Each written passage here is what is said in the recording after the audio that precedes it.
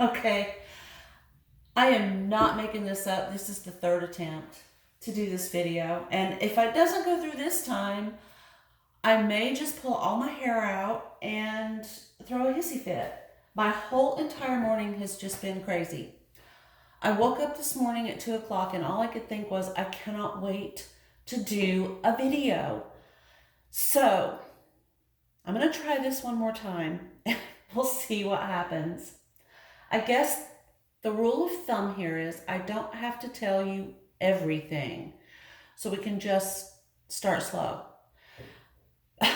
But the deal is, we moved. The house that we moved from is under contract.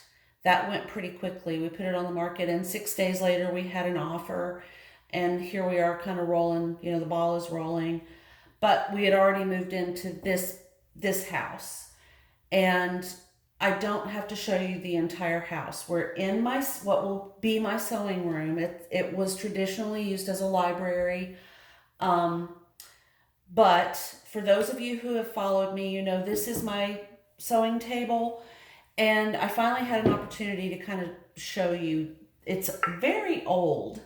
But if you were ever curious about what this looked like, I have no idea how old this is, but this is the piece of wood that George typically sits on.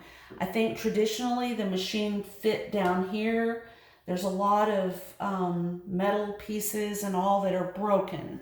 So I would never put my Bernina in this setup simply because I don't want something to happen to George. But this piece of wood just kind of fits in here, and it's a type and a style that I'm not used to. Traditionally, I've used the type that you kind of crank it and the machine comes up and you got this big table. I love this because it is extremely heavy. It's very sturdy. It's got good width. It is beaten all to pieces.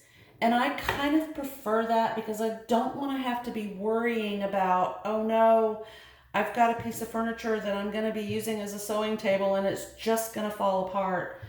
Or I'm going to scratch it or, whatever. So I wanted to show you that. And that is actually where George sits. And yes, I name every single thing I own, everything I have gets a name. George was named the like 2 days after I bought her, him, it. I'm gonna try to sit down in this chair. Oh, to catch you up, in the process of the move, I had a big stack of furniture fall on me and I hurt my right elbow, which I had previously as a child broken riding a horse. I broke my elbow and my wrist. And I think I might have re-injured that. So I've been struggling. I can actually bend and unbend my arm now. I know that for those of you who know me, we've talked about this, or I've talked and you've listened about me and my feelings about the medical community. And for now, we're just going to leave it at that. Okay, so this is the project that we left off with. This is going to be a bag for my older daughter who lives in Oregon. And I'm excited to finally get to the point where I can start working on it again. I've really, really missed it. I want to sew so badly. The baking has got to come to an end. I think I've put on too many pounds just because I wanted to do something creative, and I cannot find my painting supplies anywhere. I know they're packed up probably in the garage. I'm literally at my wit's end with a billion things, and not being able to express myself creatively is really starting to make me crazy. I from 2,000 plus miles away, I look after my sister. We talk on the phone every day. I try to provide financial support and help, and you know, like I said, we talk every day, and I try to help her through a day, a long, long day, when you're going through what she is dealing with. Days can just sort of stretch into these long, awful pieces of time to get through. So, while it is, I'm glad that it is the way it is, that I'm the one that's able to help her, and it's not the opposite way. Whereas, I would prefer that I was the one going through the pain and suffering that she's going through. I'm just glad that I'm able to help, I guess is what I'm trying to say, in some kind of weird, convoluted way. That was strange. So anyway, not being able to do the things that I do for myself to keep myself grounded and mentally kind of rolling the way I need to be, I can tell that it's been causing me some anxiety and some depression and some stress. So I'm so relieved and happy that I'm now able to get my my project process back. So here are the fabrics. I don't know where we all were in this discussion. I haven't gone back to look at the videos because honestly, I don't even have my computer set up the way I want it set up. It's just kind of slung in the middle of a room right now. It's attached, if that's the proper word for a computer. It's usable, but that's been a recent thing since we moved. So the process of getting my videos rolling again has been very slow. Before I keep going here, I do want to say I have started selling things on Mercari, again, not sponsored. And I'm saying again, not sponsored, because like I said earlier, I have tried to do this video 3 times and I've talked about too many things. Like at one point I was talking about a sofa that I purchased online that I'm going to put in here, and I said not sponsored. Now I'm talking about Mercari. I don't know if you're familiar with Mercari, and I hope I'm saying that correctly. Mercari, I think is the way it's spelled. I just recently started selling things on Mercari. I sold some silk floss. I've got YLI silk ribbon listed there. And I'm going to be putting some fabric bundles, just small pieces of fabric to, piece together to make a pillow front or something, or even the front of a bag if you wanted to. But the reason I'm doing that is because I've set up a GoFundMe campaign for my sister. All of the money would go to her if $1 or if a penny had been donated. But no matter what I do, apparently I don't know how to run or do a campaign on GoFundMe because there's nothing happening. So I decided, okay, fine, I'll just let the GoFundMe roll and we'll see. I could be blessed with, the perfect person who wants to help a small farm in Titus, Alabama.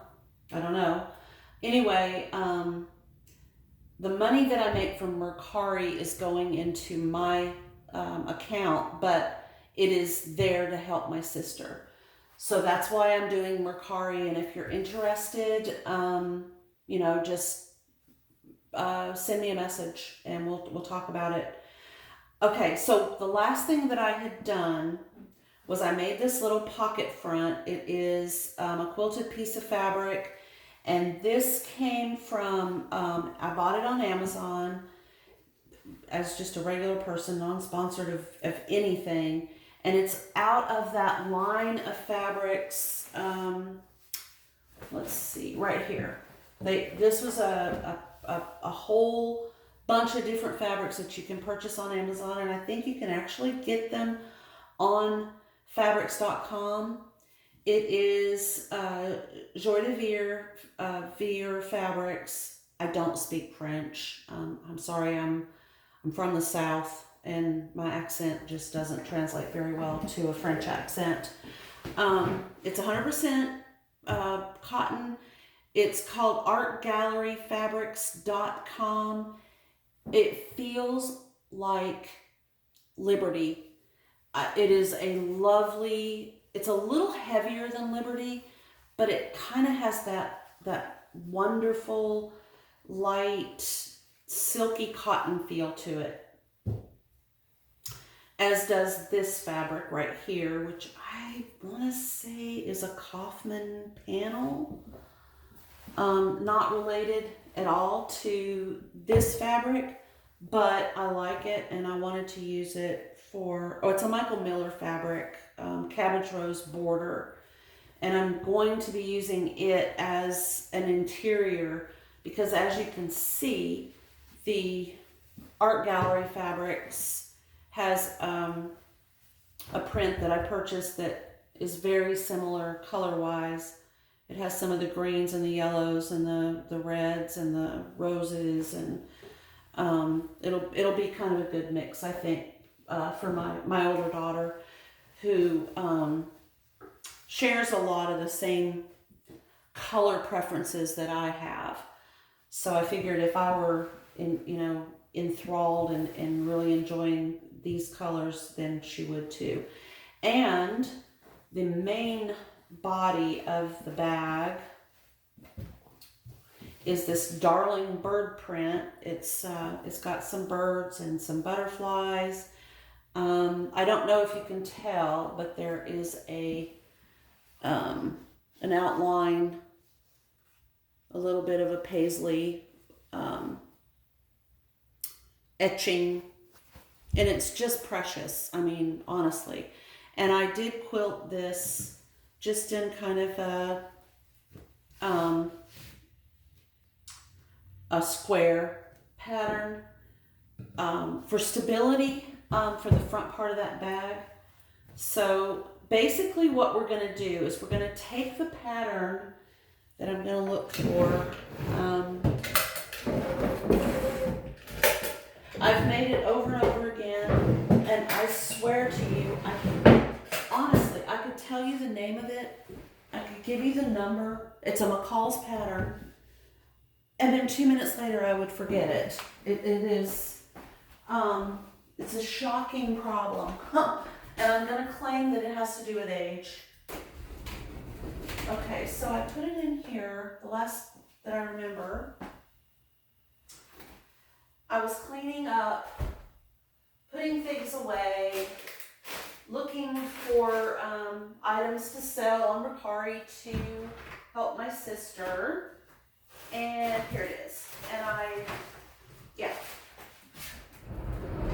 kept telling myself, don't you dare forget where you put that pattern or you're going to be sorry. So here it is. This is the way I store my in progress. I always put them in a zipper bag like this, some type of plastic bag where I can see through it. Okay, so it's the McCalls Fashion Accessories. It's a K-Wit design. The number is M as in Mary 5822, and it has 3 sizes, small, medium, and large. And we always do the medium size, which is this little one right here. But I swear I have really mutated this.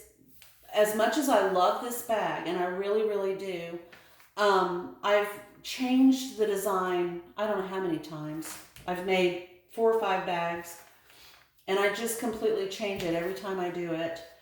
And that's the beauty of sewing. You can add your own creative touches. You can add pieces and elements and take things away and change things. as much as you want to.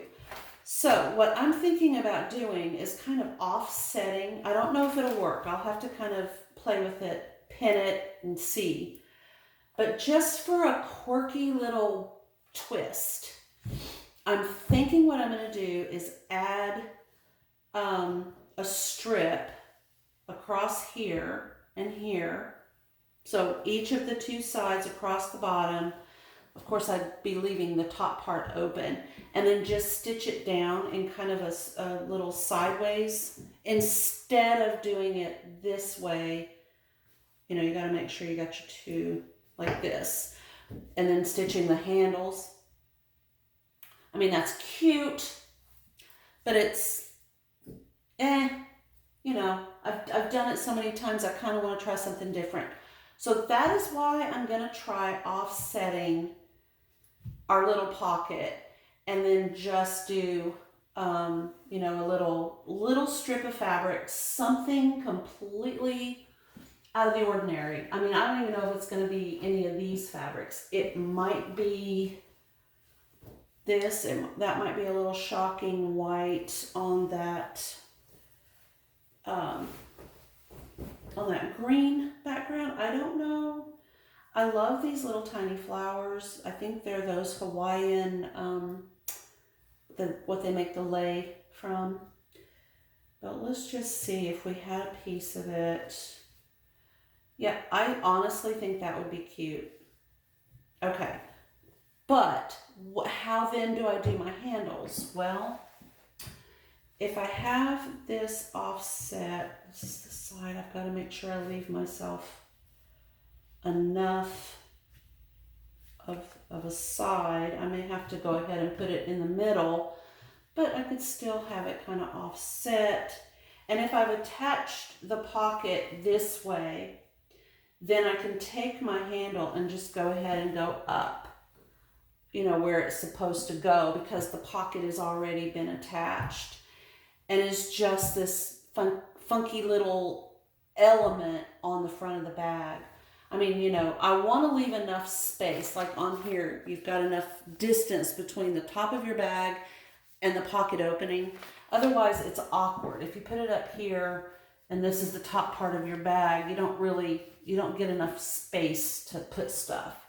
So if you put it down below like this, and then just kind of put it on there. I have some,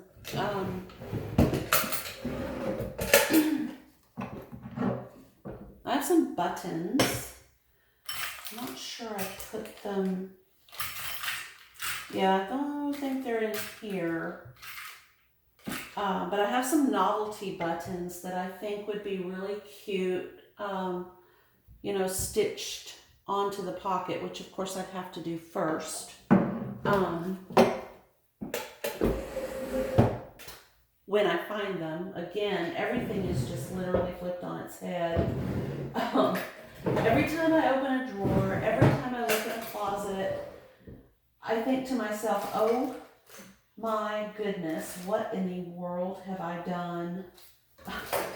My plan was to not move all of the stuff that I ended up moving.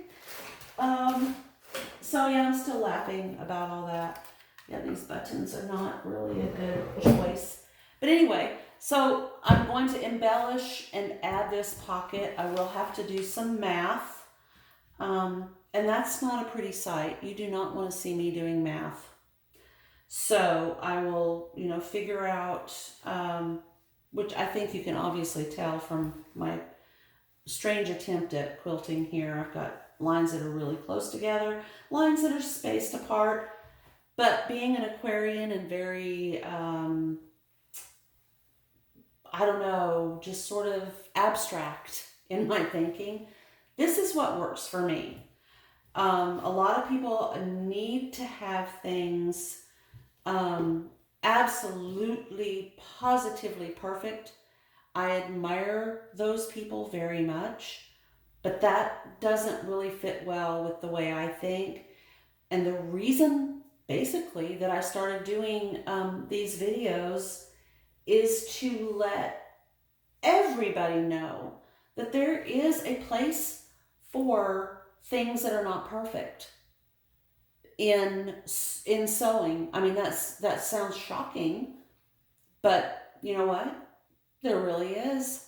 In the long run, I mean, I have actually won ribbons at state fairs for my creations.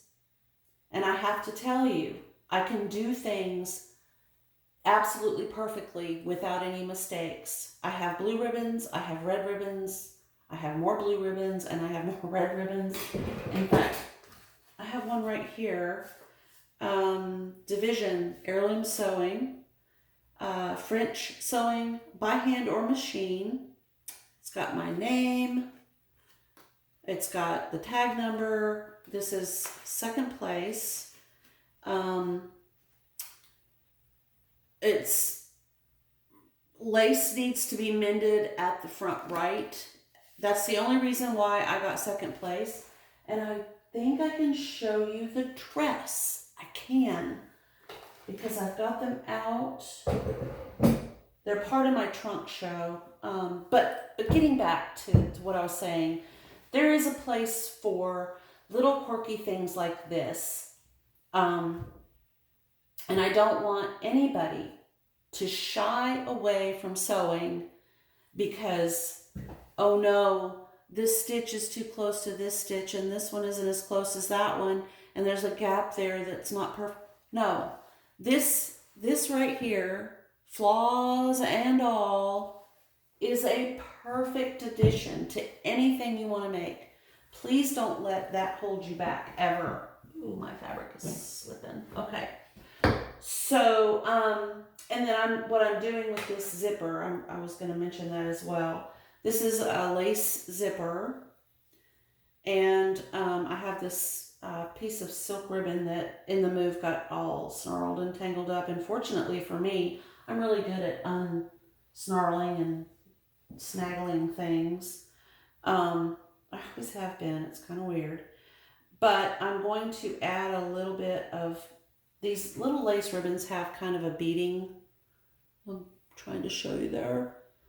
See these little flowers? So you can weave ribbon through here. Okay, I just had a very sharp, yeah, there it is. So I'm going to weave some purple ribbon through it to give it a little bit of a, I don't know, oomph. Is that really still a word? I don't know. But anyway, that's why this is sitting out. Okay, we got that pulled through. So, and yes, I use pieces of fleece to hold my needles. You can actually you can do a needle case with this type of Warm and Natural. It's not snaggy. Even if your skin is really dry, it won't pick and snag on your skin like the other types, like this type down here might. Makes a great interior for a hand-sewn needle case. So we'll keep that in mind. We've talked about doing a needle case before, and I don't think we ever did. So what I want to do is go see if I can find the dress that got second place at a massive state fair, just to kind of give you an idea that it is possible. Hold on just a moment.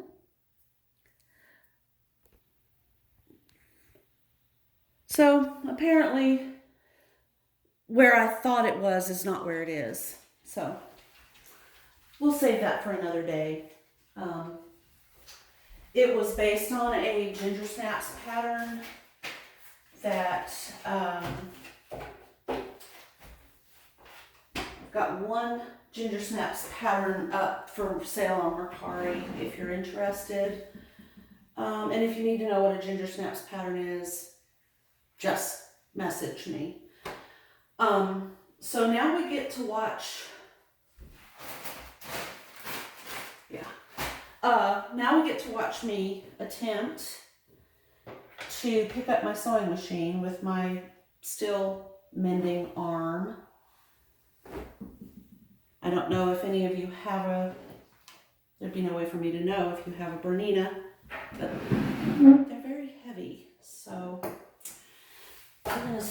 happens here. I have a thread in my hair. I feel like character from a children's book sometimes. Alrighty. Oh boy, that's heavy. Okay. Oh, I have done it. Here we go. It's been a while since I've seen my sewing machine. Hi, George. You're back. And I think, if I'm not completely out, oh, there's an outlet. Okay. So I can plug.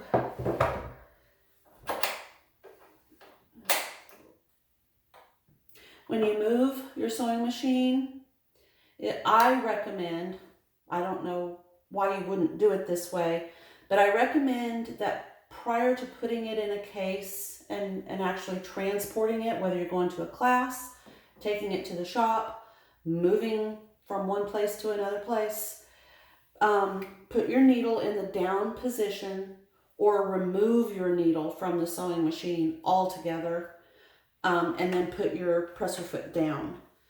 That just keeps this whole area a little bit more sturdy and protected. Okay. A lot of people pick their sewing machine up by the handle. I cannot do that. I don't have that upper body. So I just put my hand kind of like around this edge over here, and then I just kind of pick it up. There's a couple spots on the back of my machine where I can just kind of lift a little bit, and that way I can use both of my arms to do that. But if I tried to lift it with this handle, I would be, that'd almost be laughably funny to watch that. Okay, now, I am pretty sure that you guys know that I have a serger. I have a Brother sewing machine. I like this machine. It's a great lesson machine. I don't know if you can see that from where you are. No, probably not. It's an interesting little guy. I got it at, and as you can see, hardly weighs anything. I'm not struggling. I bought this at a garage sale, and this case is, excuse me, this is an awesome case. You just slip your hand in here and lift, and away you go. And then when you're ready to sew, you just pick this up and ta-da, there's your little Brother sewing machine. I have not, I don't think I've even turned it on. The power supply is in my closet over there. I actually have checked it out. It does work. I'm going to have to do a little bit of cleaning. I don't want to open that yet. But, so it's a good lesson sewing machine. It's lightweight, therefore it's easy to transport. And the reason I keep saying lesson machine is because I am planning to have some classes. Anyway, so here's this little guy. And then I also have another little lightweight right here that I bought at a garage sale. And this machine, no, I did not buy this at a garage sale. I bought this at a thrift shop, and it is fantastic. I had never even heard of it before. It's a JCPenney model. It has a great deal of optional stitches. Let's see if I can fix that where you can kind of see it. I paid $45 for it, and then I had to go get a zipper foot, and I honestly don't know Again, it's been a long time since I purchased this machine. Let me see what this is right here. This could be,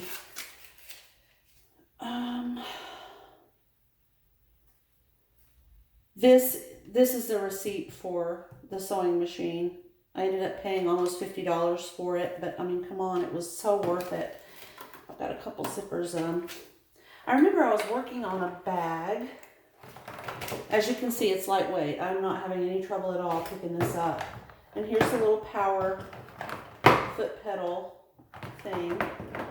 I was letting a friend of mine borrow it, and let's see if she did. No, she did not put that down. But I have to say, there are so many awesome machines out there, and I have like a serious collector problem. It's not a good thing. All right, that's down. That's okay. All right. And again, this little guy probably needs to be, you know, cleaned up and taken care of. The case alone, I suppose I should put this back in there. I don't know why I'm putting the receipt in there, but there you go. The case alone, you know, that sewing machine, power cord, case, that's $50 isn't bad for a sewing machine, especially one that, you know, just right out the gate it was working, as was the brother. But then you open up this closet door over here, and I have my mom's old featherweight, which I'm never gonna sell. And then I have a sewing machine that probably weighs as much as a baby hippopotamus. It is all cast iron. It is probably one of my favorite sewing machines. And I would love to, like, you know, if somebody is interested in this sewing machine, I really hate to hold it to somebody local, but to be fair, there's no way I could ship it. Oops.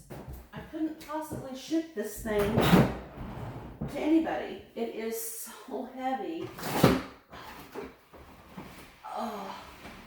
You know what? I'm determined. I'm going to pick this up because I want to show it to you guys. I'm going to slide it across the floor. Oh, wow. It weighs as much as a piece of furniture. I am not kidding. And back when I was in good shape going to the gym before I got hurt, I bought this at a garage sale. And I'm a little bit worried. This doesn't seem to be